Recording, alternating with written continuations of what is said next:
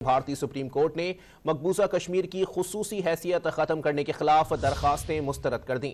بھارتی supreme court کے 5 رکنی بینچ نے محفوظ شدہ فیصلہ سنا دیا۔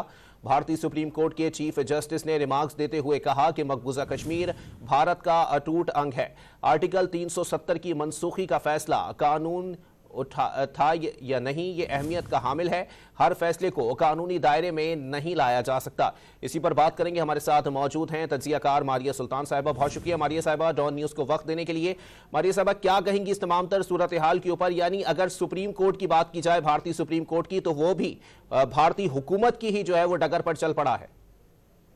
دیکھیں، یہ بات درست ہے، لیکن انہوں نے صرف اور صرف تشریح کی ہے جو ہندوستان نے 5 اگست 2019 کو کی، کیونکہ 5 اگست 2019 کو انہوں نے آرٹیکل 370 جو ہے ایبروگیٹ نہیں کیا، بلکہ اس کو ڈی آپریشنلائز کیا۔ اور اس کے بعد انہوں نے جو ہندوستانی صدر ہے، انہوں نے ہندوستانی آئین کے آرٹیکل 1 اور 2 کو استعمال کرتے ہوئے مقبوضہ کشمیر کو اپنے اندر ضم کیا۔